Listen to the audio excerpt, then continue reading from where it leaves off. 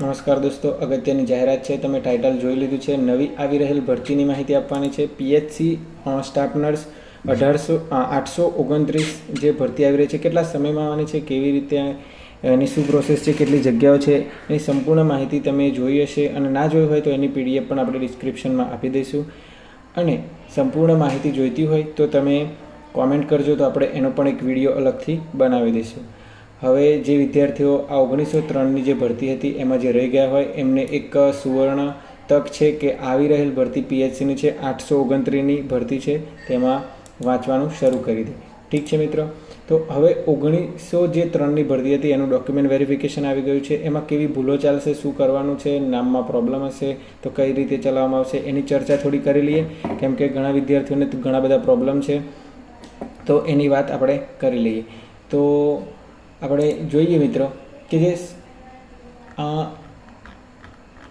એમાં જે ભરતીની આવી છે એમાં આ રીતે તમે પીડીએફ જોઈ લીધી હશે, આ તમારી પાસે આવી ગઈ હશે.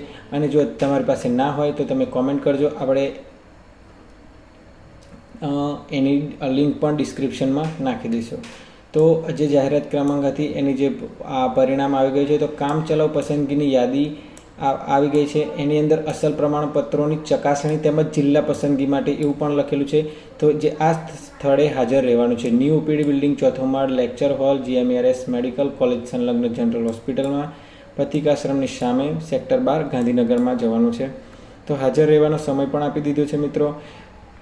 અહીંયા જે લિસ્ટ આપ્યું છે નીચે કેટેગરી વાઇઝ, એ જ પ્રમાણે 1 થી 31 જે ફિઝિકલ દિવ્યાંગ છે, વિધવા છે, એ કેટેગરીમાં એમની છે. અને એના પછી 15 તારીખે 1 થી 175 એટલે એ રીતે શરૂઆત કરી દીધી છે. જનરલ, પછી એસસીબીસી, એ રીતે એસસી, એસસીબીસી અને ઈડબ્લ્યુએસ એ પ્રમાણે બધાને બોલાવવામાં આવ્યા છે.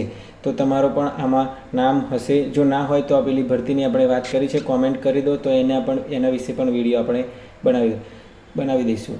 હવે ઉમેદવારોની ખાસ સૂચનાઓ છે એ ખાસ અહીંયા, તો જે પાસપોર્ટ સાઇઝનો ફોટો હતો, એક ફોટો સાથે લાવવાનો રહેશે. અને એક સેટ પ્રમાણિત નકલ, જે આ બધી ઝેરોક્સો લાવવાની છે.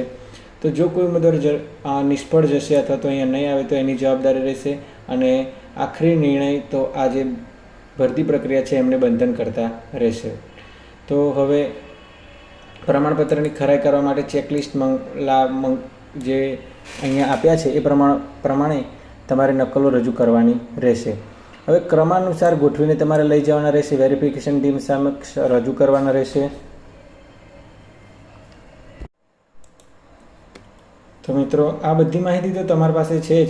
હવે વેરિફિકેશનમાં પહેલાં જ તમારે QR કોડ સ્કેન કર્યા અને એક ચેકલિસ્ટ ડાઉનલોડ થશે, એ લઈ જવાનું છે. જો તમારી એની પણ પીડીએફ જોઈતી હોય તો ડિસ્ક્રિપ્શનમાં લિંક આપેલી છે, આ ચેકલિસ્ટ ડાઉનલોડ કરી લેજો.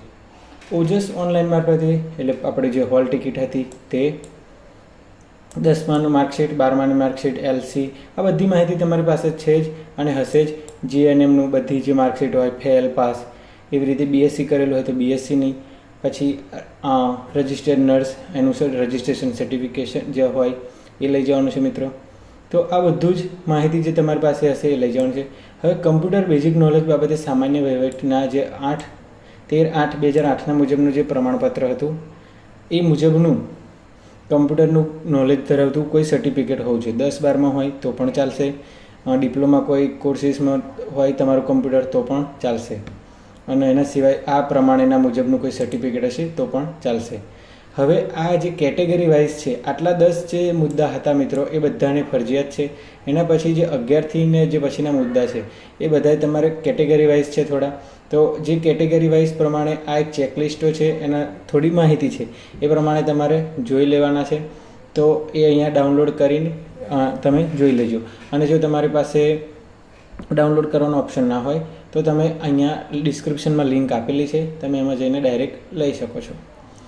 હવે જે આપણે આ મુદ્દા જોયા એની સાથે સાથે આ જોવાનું છે કે જે સામાજિક અને શૈક્ષણિક SCBCના ઉમેદવારો છે તો એનું નોન ક્રિમિનલનું સર્ટિફિકેટ, એવી રીતે ઈડબ્લ્યુએસનું સર્ટિફિકેટ જોઈશે.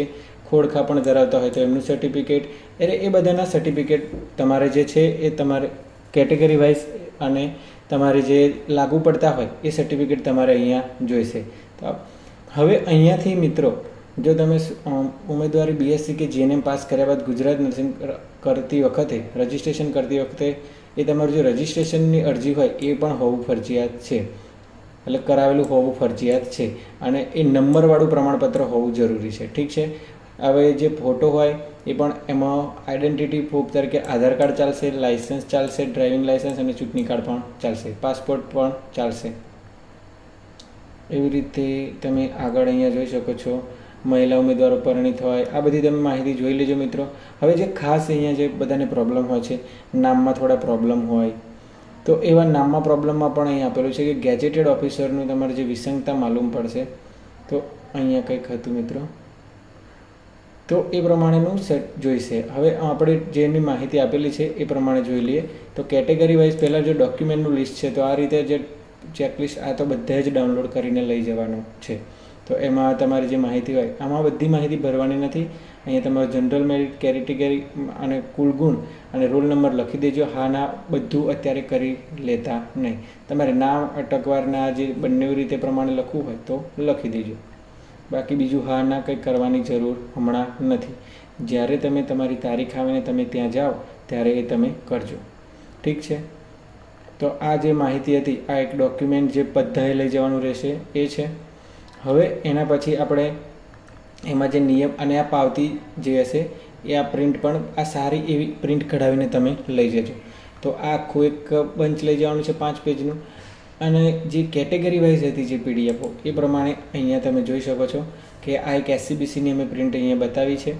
તો એમાં પણ આ રીતે પ્રિન્ટ હશે. તો આ પ્રિન્ટમાં અહીંયા આગળ તમારે નામ ને બધું છે. પહેલાં તો જે આ મુદ્દા છે બધા કોમન, બધાની પાસે કમ્પ્લીટ હશે. પણ અહીંયાથી બધાને લોકોને પ્રોબ્લેમ આવશે કે ઉમેદવારના શાળા છોડ્યાના પ્રમાણપત્રની નકલ, નંબર, તારીખ એ બરાબર છે. તો નકલ સામેલ રાખવી જરૂરી છે.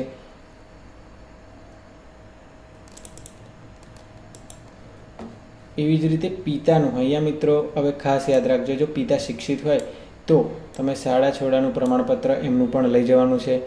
અને તમારા પિતાના અહીંયા આગળ જે આ રીતે જે ડોક્યુમેન્ટ આપેલું છે, જે પ્રિન્ટ આપેલી છે, એમાં જે નીચેની માહિતી છે, સૂચનાઓ, એ ખાસ જોઈ લેજો. એમાં અહીંયા ખાસ લખેલું છે કે પ્રમાણપત્ર ઉમેદવારે રજૂ કરવાના આધાર પુરાવા, એમાં જાતિનું પ્રમાણપત્ર, 10ની 12ની LC, પિતાનું પણ LC જોઈશે જો ભણેલા હશે તો, અને વયપત્રકનો ઉતારો જોઈશે. એવી જ રીતે અહીંયા બધી માહિતી આપેલી છે. એ પણ ખાસ સૂચનાઓ બધી વાંચી લેજો, એ ખૂબ જરૂરી છે. હવે કેવા તમારા ભૂલ કેવી રીતે ચલાવવામાં આવશે કે નહીં, જો ભાઈ કે કુમાર કે બાન એવું કંઈકમાં પ્રોબ્લેમ હશે તો મિત્રો એનું તમારે કોઈ ગેજેટેડ ઓફિસર પાસે કે તમે એ જ છો એવું કંઈક એફિડેવિટ કરાવી લેવાનું રહેશે, જેથી તમારે ત્યાં આગળ કોઈ તકલીફ ના પડે. બાકી તો તમારે એ રૂબરૂ કંઈ આ વધારાના જે પુરાવા રજૂ કરવામાં આવે ત્યાં આગળ તમને માહિતી આપવામાં આવશે કે તમારે શું કરવું, ચાલશે કે નહીં ચાલે. તો બહુ ટેન્શન લેવાની જરૂર નથી. હવે જે નોન ક્રિમિલિયર છે દોસ્તો, તો એ 1/4 એક મિનિટ દોસ્તો, જે SCBCના લોકો માટે છે. તો જે 1/4/22થી જે નોટિફિકેશન આપણે ભરતી અરજી કરવાની તારીખ હતી 3/11/2024 ત્યાં સુધીની હોવું જોઈશે. અને EWS જે હતા લોકો, EWS, તો EWSના વિદ્યાર્થીઓ માટે 2/11/21થી 2/11/21થી તે જે ભરતીની તારીખ હતી, એપ્લિકેશન કરવાની તારીખ હતી 3/11/24 ત્યાં સુધીનું હોવું જોઈએ EWS માટે. અને 1/4/22, હા મિત્રો અહીંયા 25 નહીં 22થી 3/11/24 સુધીનું હોવું જોઈએ SCBCનું નોન ક્રિમિલિયરનું સર્ટિફિકેટ. તો મિત્રો આ હતી માહિતી. હવે જો કોઈને કોઈ પ્રોબ્લેમ હોય તો તમે કોમેન્ટ કરી અને માહિતી લઈ શકો છો. અને સાથે ખાસ કહેવાનું કે તમારે જે પાસપોર્ટ સાઇઝનો ફોટો હતો એ કમ્પ્લીટ તમે જે અપલોડ કર્યો હતો એપ્લિકેશનમાં એ જ ફોટો તમારી સાથે રાખવાનો રહેશે, એ યાદ કરાવી દો મિત્રો. અને આધાર કાર્ડ ખાસ લઈ જજો. તો અને એની સાથે પણ જે કોમેન્ટ હતી એની માહિતી આપી દો. એક વિદ્યાર્થી હતું કે પિતાના શું ડોક્યુમેન્ટ જોઈશે મિત્રો, તો પિતાનું તમારું આધાર કાર્ડ, એમનો જાતિનો દાખલો, આવકનો દાખલો, એમનું બીજા કોઈ LC એવું હોય તો LC લઈ જવાનું રહેશે. અને તમારા પેઢીનામું હોય તો પેઢીનામું, દાદાનું LC અથવા તો દાદાનું જાતિનો દાખલો, આ બધા તમારે ડોક્યુમેન્ટ છે જે દાદા અને પિતાના, એ બધા સાથે રાખવાના ખાલી રહેશે. ઠીક છે મિત્રો, થેન્ક યુ.